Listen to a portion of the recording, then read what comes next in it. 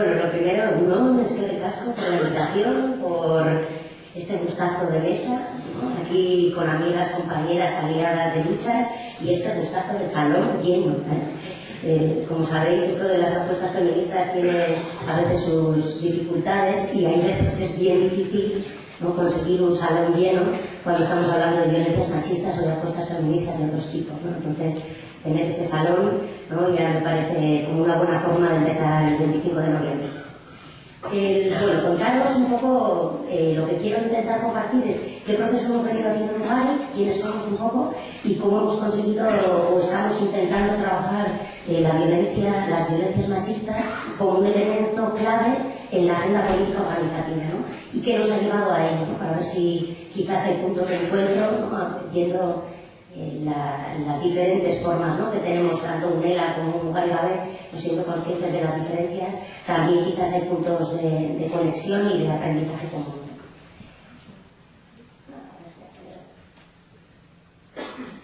Bueno, esto de quiénes somos, yo solo os lo quería traer porque me parece que desde donde nos posicionamos es importante para entender qué apuestas políticas tenemos, ¿no? Bueno, además de situarnos como una organización política, tenemos un volumen más bien chiquito, estamos 17 personas contratadas a día de hoy, una mayoría abrumadora de mujeres, como pasa en la mayor parte del sector de las ONGs y del tercer sector, es algo que también marca en algunos momentos nuestras apuestas, pero para mí era también importante visibilizar que hacemos más cosas, además de trabajar a favor de los derechos humanos de las mujeres y a favor de la agenda feminista en nuestra realidad más cercana, ¿no? O sea, es importante ver los debates internos que hemos tenido para conseguir que la violencia, que la lucha contra las violencias machistas sea un tema prioritario en la agenda.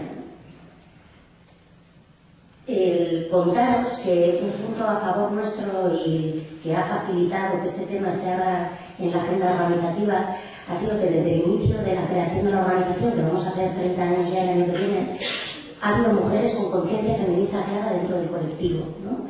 Desde los inicios, antes no hablábamos de apuesta feminista, los discursos y las narrativas también como que van evolucionando y cambiando, pero desde los inicios de la organización, la defensa de los derechos humanos de las mujeres en distintos contextos, por nuestro carácter internacionalista, sobre todo de apoyo y fortalecimiento al movimiento feminista en Centroamérica, ha sido clave y nos ha servido para como cuestionarnos de manera continua tal vez es lo que estábamos haciendo, ¿no?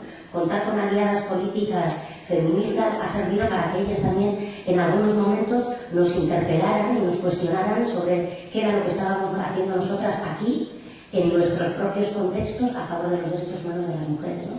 Yo todavía recuerdo que en Ugari se sigue hablando de cuando Las Dignas, una organización feminista salvadoreña, harta de recibir cuestionarios y solicitudes de las ONGs de aquí hacia las organizaciones sociales de allá, empezaron a mandar un cuestionario a las ONGs vascas del Estado y europeas diciendo que a ver qué estaban haciendo ellas para defender los derechos humanos de las mujeres en sus territorios, ¿no? Y qué estaban haciendo en sus propias estructuras organizativas. Nos fue como un tirón de orejas, dice que casi nadie les contestó, ¿no? También cuando Laura planteaba, ¿no?, las distintas relaciones de poder que encontramos, cuando hablamos de un contexto internacionalista también nos encontramos con diferentes lógicas de poder que tienen que ver con procesos colonialistas, que tienen que ver con recursos, que tienen que ver con, ¿no?, y que hace que ellas se sientan obligadas a responder a un cuestionario y nosotras lo hacemos si nos da la gana, ¿no? Pero bueno, eso sería entrar a otro tema. Pero bueno, contaros esto, ¿no? La alianza con el movimiento feminista, en este caso de América Latina, fue clave en los inicios de la organización. Más adelante tuvimos claro la importancia de superar esta lógica de la defensa de los derechos de las mujeres en otros contextos, porque eran ellas las que estaban más jodidas, y empezamos a hacer un análisis más global de cómo las desigualdades de género se daban a nivel global y nos afectaban de distintas maneras, por supuesto, en todos los contextos y también en nuestra realidad más cercana. Ese proceso fue como gradual, pero un punto clave que para mí es importante compartir es cómo a partir del año 2000 en Ugari tomamos conciencia de la importancia de hacer una revisión interna en nuestro propio proceso organizativo, ¿no? A partir del año 2000 iniciamos un proceso de revisión propia de qué estaba pasando en nuestra organización, de cómo somos organizaciones que somos totalmente permeables a los contextos en los que vivimos en sociedades heteropatriarcales que reproducen lógicas de desigualdad en todos los lugares y también en las organizaciones sociales guays de Paraguay, ¿no? O sea que al final nosotras somos chiquitinas, pensamos que estamos fuera de esa lógica y de repente nos empezamos a revisar por dentro y vemos como siendo una organización social pequeña, mayoritariamente compuesta por mujeres, también reproducíamos lógicas de desigualdad, ¿no? La agenda política no estaba en primera línea de las prioridades estratégicas de la organización. La toma de decisiones dentro de una organización asamblearia tenía sesgos de género claros, ¿no? Había prácticas patriarcales en la forma de tomar decisiones, las decisiones de los hombres eran tomadas en mayor consideración, sus intervenciones eran mayores, su peso político en la organización, siendo muchísimos menos, era mucho mayor en proporción. El reparto de tareas también tenía una visión de género clarísima, había una división sexual de los trabajos que marcaba que la administración estaba repleta de mujeres y que quienes casualmente daban la cara ante los medios o tenían una representación más pública eran en mayor proporción los hombres, ¿no? Empezamos a darnos cuenta, ¿no? Dentro de un análisis mucho más profundo, ¿no? Que de estos ejemplos que os puedo dar ahora, pero empezamos a revisarnos por dentro y empezamos a darnos cuenta que si no nos revisábamos por dentro y si no revisábamos nuestras propias prácticas, iba a ser imposible tener un discurso coherente y que además nos lo creyéramos, ¿no? Este proceso ha sido clave para que en el 2010, 10 años después de iniciar este proceso de cambio organizativo, nos planteáramos identificar y trabajar contra las violencias machistas como uno de los ejes prioritarios de la agenda política de la organización, ¿no? Y esto no es casual, ¿no? Tiene que ver con todo ese proceso de cuestionamiento de las prácticas propias, de cuestionamiento también de las prácticas organizativas y de ver cómo generar cambios, ¿no? También en este proceso hemos tenido que tener un poco de cuidado, ¿no? Porque pasamos de hacer todo hacia afuera, ¿no? Pelear por los derechos de las mujeres de América Latina, hacer campañas educativas y demás, a empezar a revisarnos para adentro y nos entró un complejo ombliguista, diría yo, ¿no? Que hizo que se nos olvidara que si hacemos cambios organizativos, revisamos la participación política en las asambleas y eso no tiene un efecto directo en la agenda política pública de la organización, nos estamos haciendo la trampa, ¿no? Estamos empezando a contar los tiempos de nuestras intervenciones en las asambleas, pero la agenda política, ¿no? Sigue teniendo un poco de feminista, ¿no? Entonces ahí nos estamos haciendo trampa, ¿no? Una cosa tiene que venir siempre de la mano de la otra, ¿no? Se tienen que dar cambios en lo público y en la parte más privada o más organizativa que tienen que ir acompañados, ¿no? Tienen que ir en paralelo. Y eso, para mí, es un elemento importantísimo de nuestro proceso organizativo. Después de todo este lío, ¿no? En el año 2010, en una revisión organizativa de hacia dónde íbamos con la excusa de un nuevo plan estratégico, decidimos que esto de la transversalidad de género, que fue una herramienta interesante para Novar, ¿no? Esto de si queremos incorporar, que si queremos generar cambios sobre las desigualdades de género, tanto a nivel de Euskal Herria como en América Latina, tenemos que hacer incorporar este análisis en todo lo que hacemos, ¿no? La educación, en la incidencia política, en los proyectos, ¿no? Entonces, durante años estuvimos haciendo como una revisión muy concreta de cómo ir transversalizando, ¿no? Esto del mainstreaming de género, ponernos las gafas moradas y hacer un análisis completo de cómo estaban, cuál era la realidad y cómo podíamos generar cambios en cada una de las desigualdades que detectaran, ¿no? Pero llegó un momento en que vimos que esto de la transversalidad a veces se nos convertía en una trampa, ¿no? Era más difícil a veces de medir los impactos, era más difícil de medir hacia dónde nos estaba llevando y si no iba acompañada de acciones específicas, de apuesta, de agenda feminista, otra vez nos dimos cuenta que no eran suficientemente transformadoras, ¿no? Entonces, desde el año 2010 venimos intentando combinar estas dos estrategias, ¿no? Con sus dificultades y también ciertos impactos y avances, ¿no? Entonces ahora estamos haciendo esa apuesta por la transversalidad en todo aquello que hacemos, también en otras áreas, en otros espacios y demás, pero tener una acción específica, que en este caso es la lucha contra las violencias machistas, ¿no? ¿Por qué la lucha contra las violencias machistas, ¿no? Bueno, como imaginaréis, bueno, para nosotras era imprescindible en toda esta campaña, ¿no? Aquí lo planteaba así como último punto, ¿no? Una de las reflexiones que hacíamos era la responsabilidad de cualquier organización social que pretenda ser transformadora y generar cambios en la sociedad en la que vivimos, de hacer una apuesta política clara y concreta en la lucha contra las violencias machistas. Vivimos en un contexto abrumadoramente brutal, ¿no? En lo que tiene que ver con las violencias machistas en todas sus formas, y pensamos que cualquier organización social que queramos transformar algo, no estamos siendo realmente transformadoras si no tenemos incluida la violencia machista como queramos, adaptada a nuestros propios contextos en nuestra agenda política, ¿no? Durante años hemos visto que esto de la lucha contra las violencias machistas parece un tema específico del movimiento feminista, de grupos de mujeres y demás, ¿no? Eso de dar un salto cualitativo, no podemos estar exigiendo a las instituciones su responsabilidad en la lucha contra las violencias y que haya un montón de organizaciones sociales que nos definimos como de izquierdas, que no estamos poniendo de manera realista y con recursos y con fuerza la violencia machista dentro de nuestra agenda, ¿no? Pues eso como primer punto. Entendemos la violencia machista de manera compleja y amplia y todo el mundo tenemos cosas que hacer. ¿No? Sabemos que las violencias machistas están en todos los ámbitos de nuestra sociedad en distintas maneras y todas tenemos cosas que hacer ahí. Si todas nos pusiéramos a ello, la historia sería distinta, ¿no? Entonces, por un lado, eso, no nos definamos transformadores si no le estamos entrando a la lucha contra la violencia. Por otro lado, el tema de luchar contra la violencia más allá de la transversalidad, ¿no? Necesitábamos un punto de agenda fuerte que nos ayudara a romper con esto de el análisis de la desigualdad en todos los contextos y medidas concretitas. Necesitábamos un punto de agenda, ¿no? En el que profundizar nuestro discurso y hacer una estrategia en el medio y en el largo plazo. Por otro lado, bueno, tristemente, ya lo sabemos todas, las violencias machistas es un punto de agenda, por supuesto, clave en el movimiento feminista, pero que además nos conecta con cualquier realidad a nivel internacional, ¿no?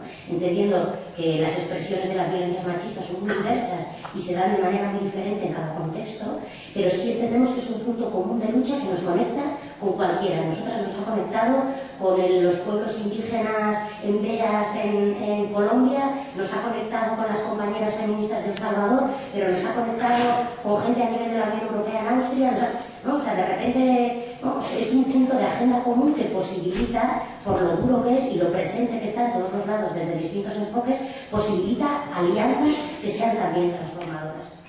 Bueno, y qué contar, ¿no? O sea, no hace falta ese porqué, sería solo el que coger un periódico hoy mismo, ¿no? Hoy especialmente, porque es 25N, y nos abruman con la presencia de la violencia, pero en cualquier día sabemos que el contexto en el que vivimos de brutalidad y de presencia de la violencia casi está siendo el mayor, podríamos decir, ¿no? O sea, ahí es como difícil hacer un análisis, ¿no?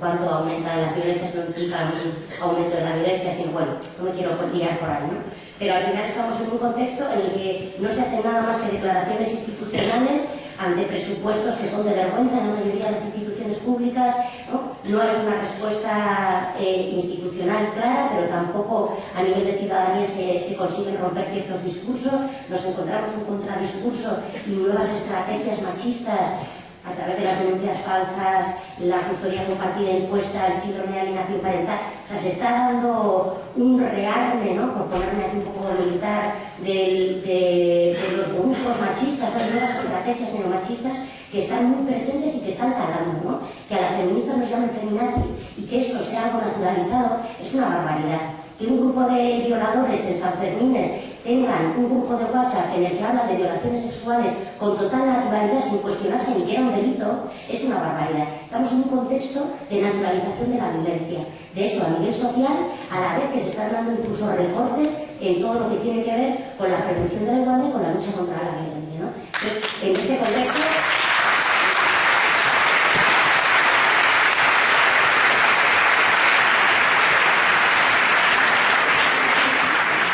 En este contexto nadie puede decir esto a mí no me toca, que desde los movimientos sociales muchas veces lo hemos dicho, ¿no?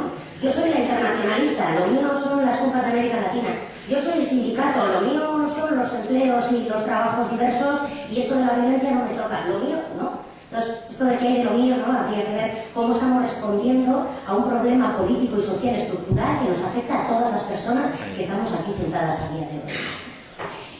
¿Por dónde empezamos? ¿No? En el año 2010 empezamos a discutir, bueno, lo primero que nos tocó hacer era un posicionamiento político, ¿eh? Me encanta la presentación que ha hecho Laura, porque, ¿no? Me conecta mucho también, nosotras hemos aprendido también del proceso de la DIPU, de otros procesos que se han venido abriendo en los últimos años y me ayuda mucho a lo que quiero como compartiros, ¿no? Pero lo primero que hicimos fue formarnos y establecer un posicionamiento político organizativo sobre qué entendíamos que era la violencia machista y cómo queríamos trabajar contra ella, ¿no? Para tener un discurso base compartido de qué era esto, a qué queríamos centrar y cómo lo íbamos a defender y argumentar, ¿no? Muchas veces en las organizaciones sociales hacemos cosas sin haber hecho un debate sobre por qué las estamos haciendo. Entonces a veces nos sentimos como con dificultades de poder defender luego esas luchas de nuestras propias organizaciones. No todo el mundo quizás tenga que tener el mismo nivel de profundidad en un tema concreto, porque estaríamos todo el día estudiando y debatiendo, pero sí que es verdad que necesitamos ciertos consensos de base en las organizaciones, ¿no? Porque nos vamos a encontrar seguramente con resistencias y nos vamos a encontrar con discursos contradictorios en algunos casos, ¿no? Entonces, sentar unas bases fue imprescindible para iniciar ahí el proceso.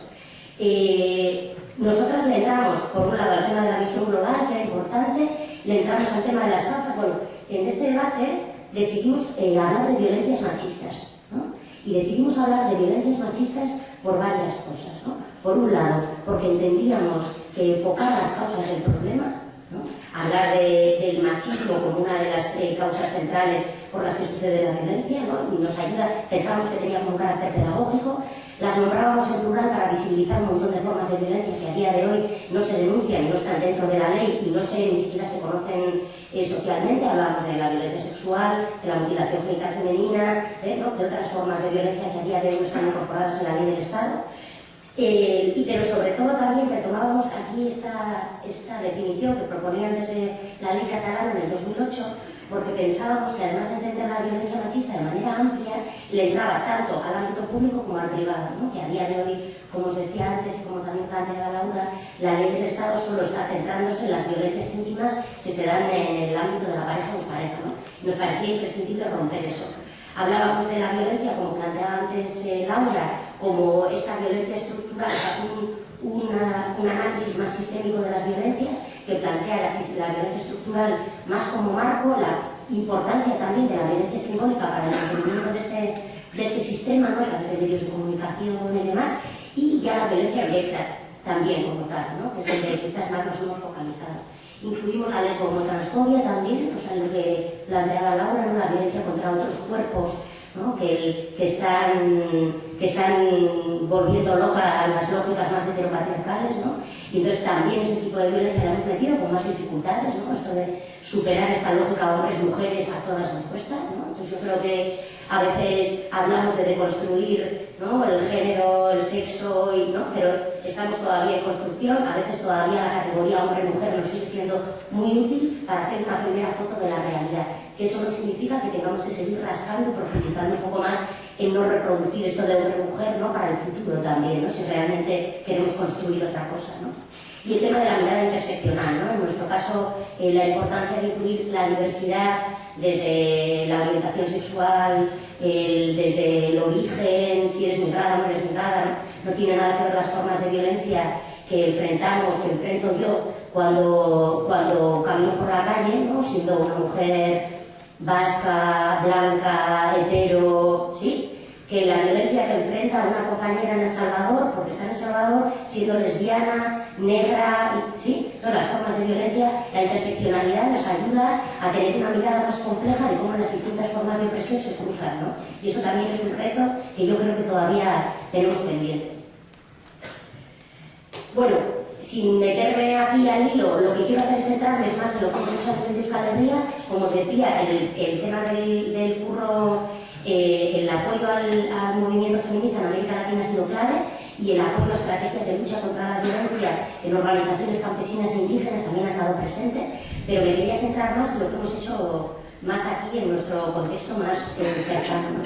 Cuando iniciamos en el 2010 esta estrategia de lucha contra las violencias machistas, como os decía, empezamos haciendo estos procesos de discusión y de formación colectiva para tener como ese argumentario común y también para sacar un posicionamiento público en el que no nos inventábamos nada nuevo, o sea, lo único que hacíamos era de lo que ya hay, decidimos qué es lo que iba más con nuestra forma de entender la lucha contra la violencia machista y hicimos un posicionamiento público. Es importante que las organizaciones sociales nos posicionemos públicamente en contra de las violencias machistas, más allá del titular, que dotemos de contenido qué estamos denunciando, por qué y qué vamos a hacer en contra de ellos, ¿no? No vale el posicionamiento que nos parece de pena si no vamos a hacer nada, ¿no? Entonces mejor nos callamos el posicionamiento, ¿no? Porque al final nos encontramos con muchas acciones de maquillaje en las que muchas instituciones sobre todo, pero también muchas organizaciones sociales lanzamos ciertos titulares que no dotamos de contenido, ni de recursos, ni de estrategia política de cambio, ¿no? Entonces ahí también como la responsabilidad por nuestra parte. Nuestra estrategia ha ido evolucionando. Empezó en el 2011 con todo un proceso más de educación y de sensibilización en nuestros entornos más cercanos, ¿no? sobre todo a nivel de la CAP, que es donde más estamos currando aquí. Trabajamos, aquí no me quiero detenerlo, pero trabajamos sobre todo en la generación de... A ver, esto me rollo ya. Os quiero contar tantas cosas. Siempre pienso que voy más rápido, no. Bueno, de la parte de educación voy a pasar un poco, ¿no? Al final lo que queríamos era hacer esa denuncia pública del contexto de violencia en el que nos encontramos y de la responsabilidad de los movimientos sociales de entrar a esa lucha contra la violencia. Pero llegó un momento en que decidimos que había que dar un salto más allá, ¿no? Pasamos a los procesos más de incidencia política, ¿no? Y ahí entramos algunos elementos también que Laura planteaba, ¿no? Por un lado, la importancia de generar procesos de verdad, justicia y reparación, ¿no?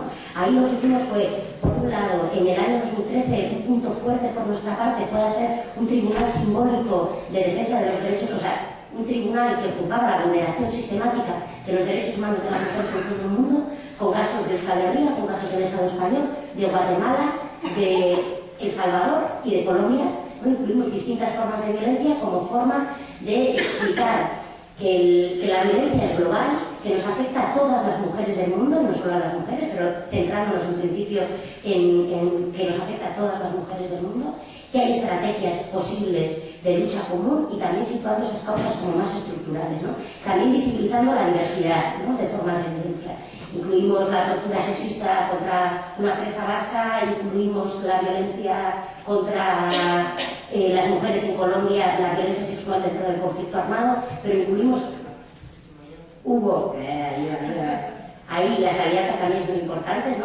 Dentro del tribunal, una de las claves importantes fue todo el tema de las alianzas con otros grupos. Tanto Ichi como yo que participaron en la construcción de este tribunal. No tenía ningún sentido que Mugaritz sola montara este tribunal, bueno, es más, no hubiéramos podido directamente, pero no hubiéramos tenido ningún tipo de legitimidad de que una ONG se pusiera a montar este tribunal. Entonces aquí la alianza, el trabajo de más de 15 organizaciones, entre ellas organizaciones feministas, pero también movimientos sociales y organizaciones de derechos humanos, nos vinculamos a hacer esta denuncia pública común, ¿no?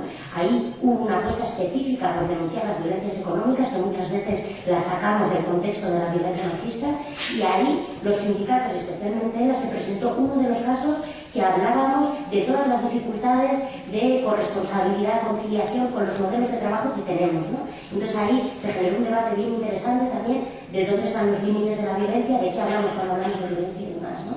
Ahí estuvo, o sea, ¿no?, por marcar también alianzas que venimos haciendo también. Después de esta parte más de justicia simbólica, ¿no?, que para mí es importantísimo que desde la sociedad civil generemos espacios de justicia simbólica, tiene un punto importantísimo en dar protagonismo a las mujeres víctimas de violencia, ¿no?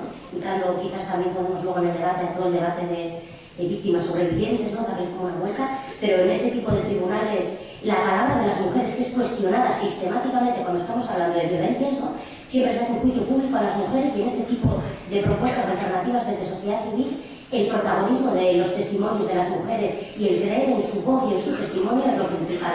Ellas son las protagonistas de este tipo de espacios, ¿no? No como pasa muchas veces a nivel social, que ellas son las principales juzgadas y quienes tienen que, ¿no?, como demostrar, ¿no? Su palabra parece que no tiene valor, ¿no? El uso de mecanismos internacionales, los procesos de reparación simbólica. La reparación va más allá de darte una indemnización, que en la mayoría de los casos no se consigue, ¿no? Pero la reparación va más allá, ¿no? ¿Qué tenemos que decir socialmente sobre la memoria de las mujeres asesinadas o víctimas de distintas formas de violencia? ¿Cómo hacemos una reparación social, ¿no?, de estas formas de violencia, ¿no? ¿Cómo hacemos que haya un reconocimiento mucho más global a la denuncia de la violencia machista, ¿no? Entonces ahí yo creo que tenemos un reto clarísimo en el que todas las organizaciones tenemos que entrar. Para terminar, ya, para mirar mal, el último punto tiene que ver con la construcción de alternativas, ¿no?, que es donde estamos ahora y estamos todavía en proceso, ¿no? Pero hemos seguido avanzando en las estrategias. Entonces, por un lado, tenemos toda esta apuesta por los procesos de reparación y de memoria de las mujeres, ¿no?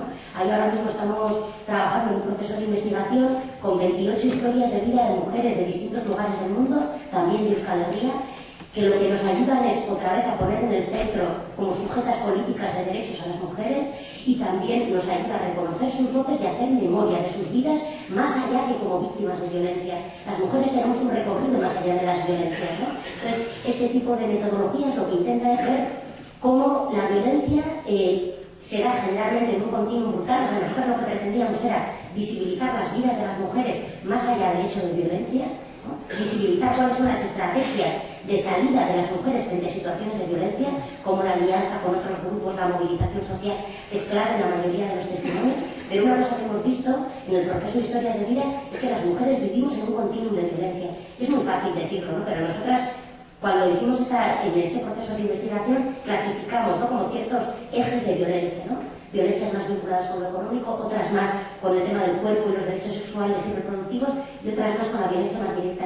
Y en este proceso nos hemos dado cuenta que las mujeres estamos atravesadas de violencias desde nuestra infancia hasta el momento en que morimos de manera brutal, ¿no? Se seleccionaron casos de esto es violencia sexual en el conflicto armado, te encontrabas unos niveles de explotación laboral, de abusos infantiles, ¿no? O sea, al final es muy difícil hacer un análisis pensado solo en una forma de violencia, porque las mujeres especialmente estamos atravesadas de distintas formas de violencia en nuestra vida cotidiana. Lo que pasa es que tenemos un nivel de naturalización brutal ya de estas situaciones. Bueno, aparte de este tema de memoria, también estamos entrando a lo legislativo con sus dudas, ¿no? A veces es difícil hacer una incidencia política real, ¿no? Ahora estamos aquí, la semana pasada se ha aprobado un pacto de Estado otra vez contra la violencia en el Estado español, ¿no? A veces tenemos como dudas, ¿no?, si queremos entrar algo más a nivel del Estado, aunque son las competencias que luego nos afectan directamente, pero también qué tipo de propuestas queremos hacer a nivel de Euskal Herria, ¿no?, en la lucha contra la violencia hacia las instituciones.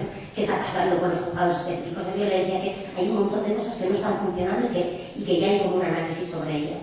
Y por ello terminar hablando de la continuidad en todo momento de la denuncia pública, ¿no? Ahí hemos trabajado con las compañeras de Cero Feminicidio, hablando del volumen de feminicidios que se han dado en la CAB y Navarra en los últimos 5 años. Ellas hacían como un análisis de unos 33 casos de feminicidios de mujeres en los últimos 10 años, desde una mirada mucho más amplia de la violencia, y son herramientas que sobre todo nos sirven para seguir haciendo una denuncia pública y propuestas también concretas de manera como continuada, ¿no? Ya cojo aire y os digo que nos vemos en la Concentra y en la Mani, a las 8 de la Arriaga, ahí al lío, ¿no? La movilización social no sea solo un clic del Facebook, ¿no? Que sigamos aquí luchando contra estas violencias.